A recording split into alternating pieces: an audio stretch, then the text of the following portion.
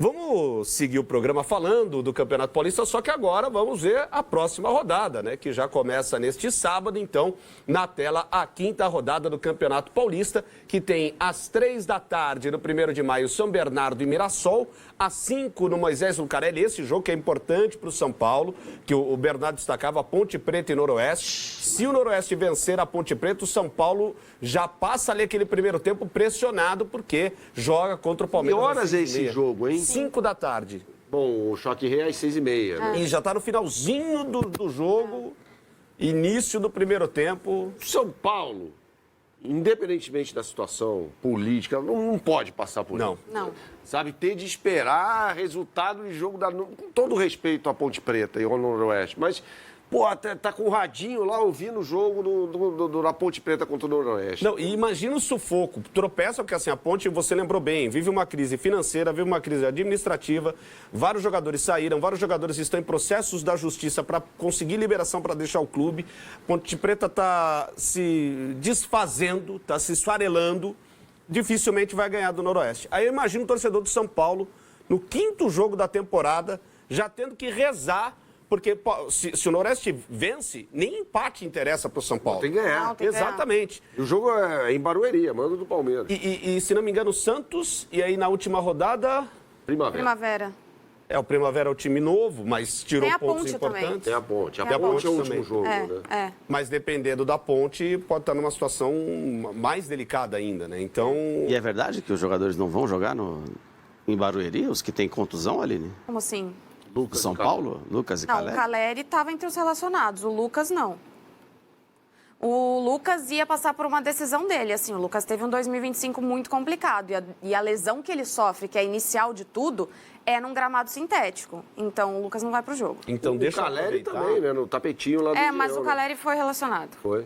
Deixa eu aproveitar, então, que a Aline já traz informação, ela está acompanhando tudo do dia a dia também do Tricolor. Vamos trazer as prováveis de Palmeiras e do São Paulo, que a Aline também analisa também com calma este São Paulo. Começando, então, pelo Palmeiras.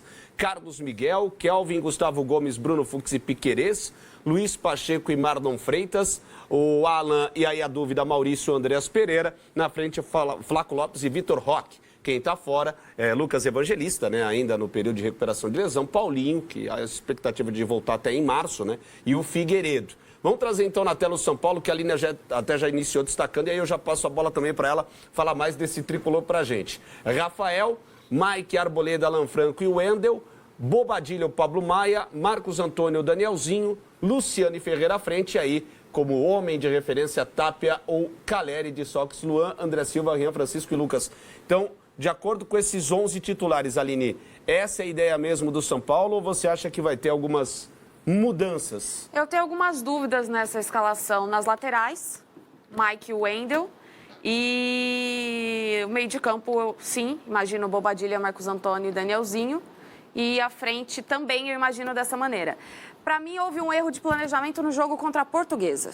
Muita gente está criticando isso. Ele tinha que ter ido com a força máxima contra a Portuguesa e aí ele comete 2 erros na escalação, que é escalar 2 zagueiros que não tinham jogado ainda e jogar juntos. E um meio de campo física, né, para já estarem juntos. Exato. E um meio de campo com 2 jogadores com as mesmas características, Pablo Maia e Negrutti. Ele não tinha um jogador de uma dinâmica como o Marcos Antônio e o Danielzinho entre os titulares. Então, eu entendo que ele errou naquela escalação. Porque aí, se ele monta aquela escalação, ganha o jogo, ele poderia mesclar no clássico contra o Palmeiras. Então, eu tenho uma outra dúvida. Se ele não vai com 3 zagueiros. Porque ele ama o sistema com 3 zagueiros. Ele ama o sistema com 3 zagueiros. Só que, depois que ele perde do Mirassol, ele precisava fazer alguma coisa para mudar. E aí, ele voltou para a linha de 4. Contra o São Bernardo, né? No jogo seguinte. E contra a Portuguesa, no segundo tempo, o São Paulo leva os 2 gols depois que ele faz a alteração e volta para o sistema de 3 zagueiros, que foi uma confusão danada e falta de concentração. Na minha opinião, ele tinha que ter tirado o Ferreirinha na última substituição, que estava andando em campo, e foi ele quem deu um passe errado para o contra-ataque da Portuguesa para um dos gols. Mas ele voltou a atuar com 3 zagueiros e aí tomou 2 gols. Tem o pênalti. Mas e aí você acha que ele vai usar 3 zagueiros de novo? Ele sempre jogou com 3 zagueiros contra o Palmeiras. É a exceção a linha de 4. Para ele, é exceção a linha de 4. Então, eu tenho dúvida. Até o Zubeldia começa a usar 3 zagueiros num jogo contra o Palmeiras, né? Eu não tenho certeza. Ele sempre jogou contra o Palmeiras, o Zubeldia, com 3 zagueiros também. Então, assim, eu tenho essa dúvida. Eu não sei se ele vai bancar a linha de 4 ou se ele sente mais segurança, até pela necessidade do Campeonato Paulista, de usar a linha de 3. Até em cima disso que a Aline falou, tem algo importante em relação à escalação do São Paulo contra a Portuguesa. E o Léo está me convencendo da mesma história que você falou aqui. Eu achei que o planejamento estava correto, mas o São Paulo se lascou no Morumbi. Eu começo a achar que o Léo A gente não combinou nada. Não, a gente nem se viu em 2026 ainda. Vocês compartilham a mesma opinião. O Tolói, a vida inteira na Itália, jogou com um sistema de 3 zagueiros. Ele jogava com o Giampiero Gasperini, técnico da Atalanta, que só monta o time dele dessa forma. Na seleção da Itália, quando ele jogou. Sim. Então, quando ele vai jogar contra a Portuguesa, formaram a zaga ele e o Dória. Sim, eles tinham feito 11 jogos juntos em 2015 no São Paulo. Era a zaga titular do São Paulo em 2015. Né? O Dória foi bem no Botafogo. Isso é triste demais, né? Então, cara... É um time de futebol voltar a 2015, cara. Eu falo isso que eu falo muito do Santos, né? O Santos vai buscar os caras, forma com 20, vende, com 39 traz de volta, achando o quê, né? Eu fico triste com isso, juro. Porque o Dória, a gente falou aqui quando ele foi contratado, ele foi bem no Botafogo, né? O São Paulo, ele já não foi bem em 2015. Sim. Eu não sei nem... Ele foi jogar no Olympique de Marselha, né, na época. Foi pra pra França. Não sei nem como, né? Depois ele estava no México agora e tal. Então, assim, eu acho que faltou um entendimento pro Crespo. Falou, peraí, eu vou jogar com essa zaga aqui, deixa eu proteger mais esses caras. E tinha Ou zagueiro. colocar um deles que já vinha atuando, né? O Arboleda não foi relacionado, mas tinha Lanfranco e Ferrarese. Tinha zagueiro pra jogar, cara. Isso que eu questionei também. Zagueiro agora o São Paulo tem um monte. Exato. Né? Não precisava pôr dois, um que chegou agora e o outro que não tinha condição física também. ainda. Agora, tem um contraponto nessa história, Aline. Contra o Corinthians, ele jogou com a linha de 4, né? Em Itaquera. Sim. E ele colocou o Danielzinho como volante. Ele armou um losango no meio de campo, né? Com o Danielzinho, Marcos Antônio, Bobadilha e Lucas Moura. Não sei se contra o Palmeiras, de repente, ele faz a mesma coisa. Não sei. O São Paulo vem... E seria o Luciano, esse cara, no lugar do Lucas. Seria o Luciano, que foi no segundo tempo, né? É. Quando entrou o Calegari naquele jogo, o Luciano vira o Lucas, né? De repente, ele joga com o Luciano, Tapia e Calegari. Pensando na marcação que o São Paulo gosta de fazer, que o Palmeiras também gosta de fazer, de encaixe individual, faz mais sentido ter 3 zagueiros, né? Porque o Palmeiras, se jogar com Flaco Lopes e Vitor Roque... Você tem uma sobra. Tem os 3 zagueiros, a sobra, vai bater ala com ala. Também gosta de encaixe individual. Então. Mesmo assim como o Abel, né? Então, aí você mete os 3, tem Flaco e Lopes na frente, ou Flaco e Vitor Roque na frente, bate ala com ala, meio campo com meio campo, e fica o centroavante lá na frente com os zagueiros do Palmeiras. Com sobra também lá. Sim. Se alguém quiser jogar sem sobra e arriscar mais, acho que só vai acontecer isso num momento de derrota, né? Perdendo o jogo e tal. Então, há uma chance do Palmeiras... E o Palmeiras, mesmo quando não jogou com os 2 centroavantes, tinha um segundo homem de ataque, né? Que foi o Veiga, por exemplo. Não tão caracterizado quanto o Novo Horizontino por característica de voltar o tempo todo, né? Mas é um jogador que faz esse papel também, né? Sim, Quando sim. solicitado, ele pode ser um híbrido. Sim. Ele ficou... A ideia contra o Novo Horizontino era Veiga e Flaco Lopes na frente. É que você vê no campo, os 2 têm característica de sair, né? Então o Palmeiras ficou meio sem ninguém na frente, sem ninguém no meio ao mesmo tempo, por isso até tomou de 4-0. Quando o Vitor Roque está... O Vitor Roque, como fica muito entre os zagueiros, quando o Flaco Lopes sai um pouco, não dá tanta diferença. Mas o Abel sempre reclama, né? Que não quer ele vindo aqui, quer ele lá dentro. Então, eu acho que o sistema com 3 zagueiros do São Paulo pode realmente voltar no sábado para ter esse encaixe de marcação. Aí ele vai bater lateral com lateral, os volantes e meias com volantes e meias, e lá na frente o Caleri fica entre os 2 zagueiros do Palmeiras. Aline, a gente tem uma nova gestão no São Paulo. Você até hoje conversou com o Harry Macis, que hoje é o presidente de fato. Queria que você trouxesse um pouquinho do que você apurou, porque era para ser uma coletiva, acabou virando um off ali, um bate-papo com jornalistas. E o que representa o clássico de amanhã para este início? Se perder é normal, acontece, o São Paulo, os dirigentes acham que não vai cair, ou aumenta-se o caldeirão para a estreia do Campeonato Brasileiro contra o Flamengo, se não me falha a memória, Sim, a estreia. na Me faz esse resumo aí do bate-papo também da entrevista com o Hélio Assis e também dessa expectativa para o São Paulo para o Clássico de amanhã. A ideia não era realmente ser uma entrevista coletiva, tá? O São Paulo enviou o convite pra gente para esse evento, que foi um bate-papo com o Hélio Assis. E como ele está chegando agora, mas ele já era o vice-presidente do São Paulo, ele não sabia, tal. O São Paulo tem a figura do vice-presidente como mera figura, não faz absolutamente nada. Decoração. É decoração, exato. Então, quando ele assume, ele precisa entender o que está acontecendo no clube. E ele não deu entrevista para ninguém, ele falou, não vou priorizar ninguém, eu quero fazer um bate-papo para eu me apresentar e para eu também conhecer o pessoal que está no dia a dia, na cobertura do São Paulo, nesses últimos anos. Então, foi para isso que a gente esteve hoje lá no CT da Barra Funda.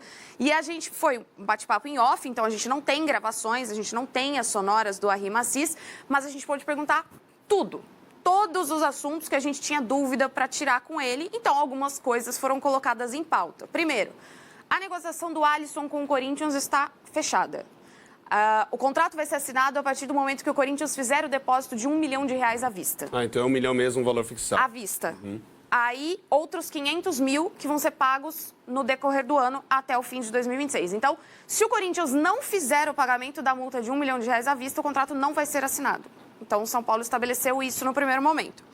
Com relação ao restante dos números, é um empréstimo até o fim do ano, o contrato do Alisson com o São Paulo é até o fim de 2027, e vem esse valor de 2,5 milhões de euros definidos ao final do contrato, caso o Corinthians queira contratar. Se o Alisson atuar por pelo menos 45 minutos em 25 jogos, 250 mil euros vão ter que ser pagos ao São Paulo e, em contrapartida, 10% dos direitos do Alisson vão para o Corinthians. Se o Corinthians escalar o Alisson em um majestoso, R$2 milhões tem que ser pagos ao São Paulo. Salários todos arcados pelo Corinthians. Então, isso foi confirmado para a gente nesse papo, que a negociação vai ser assinada a partir do momento que o Corinthians fizer o pagamento desse valor de R$1 milhão.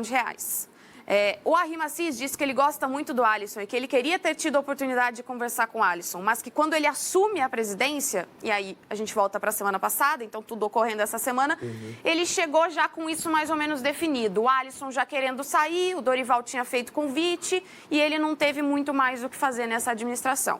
Eu até anotei algumas coisas aqui do nosso bate-papo também para falar. Ele teve uma conversa com o Rafael e com o Caleri, que são os capitães do São Paulo. O Rafael era o capitão na ausência do Caleri, até na última quarta, com o Caleri em campo. O Caleri foi o capitão do São Paulo, e isso tem uma ligação com o Rafinha também, que depois a gente pode falar. O Hélio Assis, ele não quer entrar na questão política do clube, então ele quer ficar mais na questão de o que eu tenho para resolver nesse ano. Ele não vai fazer grandes mudanças, apesar de que Carlo Magno já saiu do departamento de futebol, o Dedé já saiu do social. Então, assim, essas mudanças que ele entendia como mudanças urgentes foram feitas, mas ele não vai fazer grandes alterações. Ele não quer tratar como oposição e situação, ele quer unir o clube, e nas palavras dele, o São Paulo está na UTI e precisa, nessa hora, de união e não de briga interna. Falou que o São Paulo foi vítima de toda a situação e está totalmente à disposição da Justiça para os questionamentos que precisarem ser falados. Não vai ser candidato à presidência no fim do ano, porque o São Paulo tem eleição. Ele falou, não vou ser candidato à presidência. E explicou, olha, a gente tem a dificuldade financeira, tem fair play financeiro esse ano. 2 negociações estavam em andamento quando eu cheguei. A gente vai tentar dar continuidade a essas negociações e não vamos atrás de mais ninguém. Então, assim, torcedor de São Paulo que já sabe que não vai esperar grandes contratações para o time, foi o que o Assis passou para a gente hoje também. E ele entende que é uma estrutura boa. A gente vai falar da questão da saída do Muricy também, né? E a gente pode entrar nesse outro aspecto que ele falou com relação à coordenação de futebol. Mas ele quer deixar o ambiente o mais tranquilo possível. Hernan Crespo, ele adora o Crespo. O Crespo esteve ontem com ele no Morumbi, assistindo o jogo da Copinha. Eles são muito próximos, ele adora o trabalho do Crespo, deposita total confiança e entende que o São Paulo vai sair dessa situação no Campeonato Paulista. Perfeito. E diga lá, só, pois isso aqui é um material importante aí de apuração. Ele falou uma coisa, um desses jogadores é o Alan, do Flamengo? Não. Não? Não é. E o Marcos Antônio, sai, fica? São Paulo não quer negociar o Marcos Antônio. Não quer negociar. Não. E o Rui Costa fica? Fica. Não vai ter outra mudança, além dessa saída do Muricy e a reposição. Então ele vai ser o homem forte do futebol do São Paulo para essa temporada. Ele não vai repor, portanto, o Carlo Magno. Ele vai repor o Muricy. Sim. E aí... O Muricy está abaixo do Rui Costa, né? Da hierarquia. Coordenador técnico. Isso. E até num ponto que a Aline também tem uma outra informação, vamos aproveitar então e trazer à tela sobre a nota do Muricy, a saída do Muricy do São Paulo, né? Daqui a pouquinho a gente também vai falar do Palmeiras neste clássico. Então, aí o comunicado do São Paulo, né? É justamente por amar demais este clube e por respeitar minha essência que eu decidi sair. O corpo tem os seus limites e o meu pediu uma trégua. Questões de saúde que tentei contornar hoje me marcam em cima. A intensidade que o cargo exige, que a grandeza deste clube merece, é incompatível com o que posso oferecer. Nesse momento são as palavras do Muricy no comunicado divulgado pelo São Paulo, Aline, e me parece que o Arrim Assis já está fazendo alguns movimentos, né, depois da saída do Muricy. O Muricy já estava de licença, ele mesmo escreve nesse comunicado que ele fez 4 cirurgias, a última no joelho direito, e ele vai precisar fazer uma no joelho esquerdo. Então, ele entendeu que ele não conseguiria ser para o São Paulo o que o São Paulo precisa nesse momento, em questão de tempo e de saúde, por isso que ele pediu a demissão do cargo.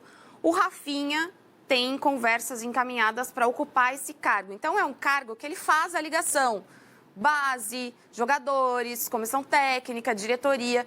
E o Rafinha, ex-lateral direito, é um ex-jogador muito querido no São Paulo. Ele teve uma liderança muito importante, todos gostam demais dele. E eu falei que eu ia fazer a relação com o Calleri, porque eu me lembro que no ano passado, antes do Calleri lesionar, quando ele assume a faixa de capitão, ele citou o Rafinha. Ele falou, eu observava muito a liderança do Rafinha, como o Rafinha era capitão do São Paulo, para eu poder colocar isso agora no meu trabalho como capitão. Então, o Rafinha é um cara que todo mundo gosta internamente. E aí, com essa mudança, você ocupa esse cargo de coordenador como uma pessoa que, de dentro do futebol, que olha o futebol, não como uma pessoa assim, de política nesse sentido, e que é uma pessoa querida no clube.